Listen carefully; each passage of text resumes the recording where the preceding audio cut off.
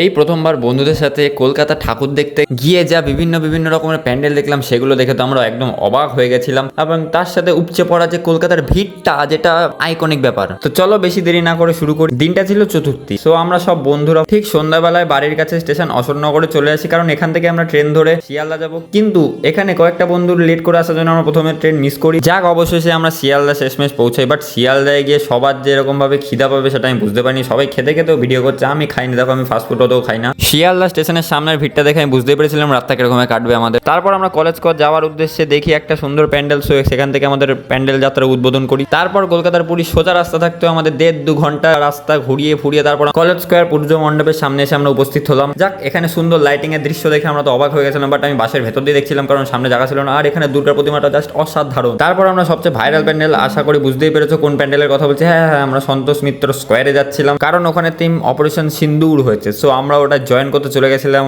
সন্তোষ মিত্র স্কোয়ারে। এইসব বাদ দাও, দেখো গাইস, ওখানে থিমটা জাস্ট ওয়াও হয়েছে। আমার কলকাতার যে কটা প্যান্ডেল দেখেছি সব থেকে বেস্ট এটা থিম, আর এটা শোটা হেভি লেগেছে। যাক, সন্তোষ মিত্র স্কোয়ারের যেমন থিম সেরকম প্যান্ডেল এবং সেমন ঠাকুরটাও সুন্দর হয়েছে হেভি। তারপরে আমরা সবাই একটা ভুতুরে প্যান্ডেলে চলে যাই, এখানে আমি ভূতটাকে ভেঙাচ্ছিলাম, কারণ আমি নিজেও জানি না। তারপর আমরা সোজা হাঁটতে হাঁটতে ওখান থেকে বেরিয়ে যাই। খুব খিদা পেয়েছিল, তাই জন্য আমরা একটা দোকানে গিয়ে আমরা চিকেন বিরিয়ানি খেয়ে ফেলি, যেটা আমাদের অল টাইম ফেভারিট খাবার। তারপর আমরা রেস্টুরেন্ট থেকে বেরিয়ে চালতা বাগানের সার্বজনীন দুর্গার উৎসবটা দেখতে চলে আসি। এখানে সুন্দর করে মা লেখা বলে একটা মূর্তি বানিয়েছিল, খুব সুন্দর। তারপর আমরা সেই ভাইরাল স্ট্রিটে চলে যাই, যেখানে সবাই ফটো তুলতে। তারপর আমরা হেদুয়া পার্কের প্যান্ডেলটা দেখে যাই। এখানে সুন্দর প্রতিমাটা জাস্ট হেভি লেগেছিল।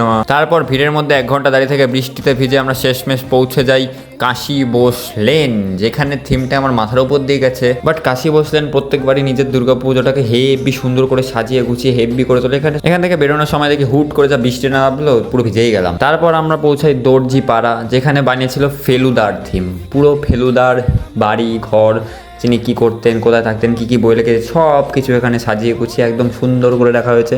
আমার বেস্ট লেগেছে এই প্যান্ডেলটা। তারপর আমরা পৌঁছেছি হাতিবাগান সার্বজনীন দুর্গা উৎসবে। এখানে সব কিছুই ঠিক ছিল, কিন্তু দুর্গা মায়ের গায়ের কালারটা হনুমানজি গায়ের কালারের মতো হয়ে গেছিলো।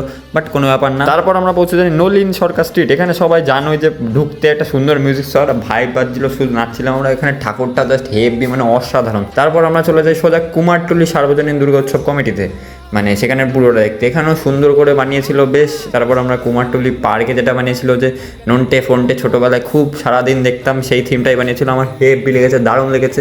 বাট বাকি বন্ধুরা আসেনি, ওরা গঙ্গার ঘাটে বসে আনন্দ মানে আরাম করছিল। তারপর আমরা ওখান থেকে বেরিয়ে সোজা হাঁটতে থাকি বাগবাজার সার্বজনীন দুর্গোৎসব দেখার জন্য, মানে ওই কমিটির। এখানে সুন্দর বানায়, এখানে প্রত্যেকবারের মূর্তির মতো মা রানী, এখানে দুর্গাকে রানী বলা হয় এখানে কলকাতা। সারা রাত দেখার পর সকালে ট্রেন ধরে বাড়ি চলে আসে। আজকে ভিডিওটা এখানে শেষ। ভালো লাগে লাইক শেয়ার সাবস্ক্রাইব করবে। টাটা।